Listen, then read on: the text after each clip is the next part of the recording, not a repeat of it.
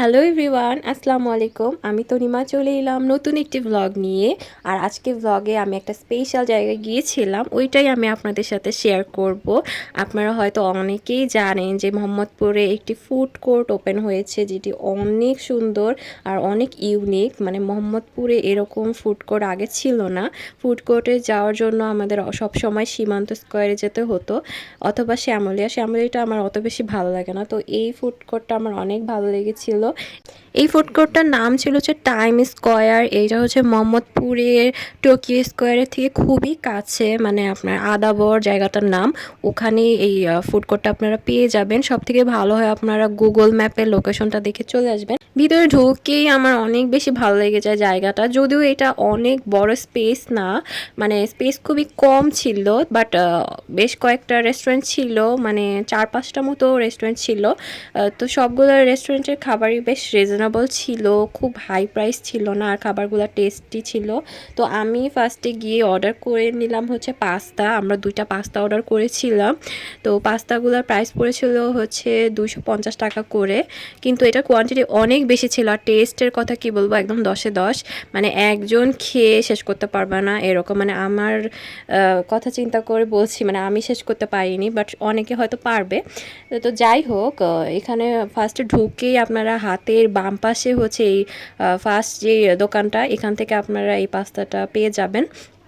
তো তারপরে আমরা হচ্ছে ঘোরাঘুরি করে সবগুলাই দেখছিলাম।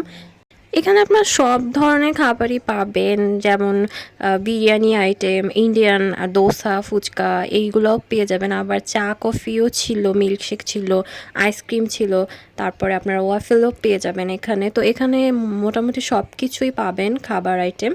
আর জায়গাটা খুব সুন্দর করে ডেকোরেশন করা ছিল। মানে ফুড কোর্টে নর্মালি এত সুন্দর ডেকোরেশন থাকে না, বাট এখানে মানে ছোট জায়গার মধ্যেই অনেক সুন্দর ছিল। মানে ছবি তোলার জন্য বেশ কয়েকটা জায়গা খুবই ভালো লেগেছে। আমি তো প্রচুর ছবি তুলেছি আর প্রচুর ভিডিও করেছি, তো সবগুলোই আপনাদেরকে দেখিয়ে দিব। তো এখান থেকে আমরা হচ্ছে পাস্তাটা নিয়ে নিই।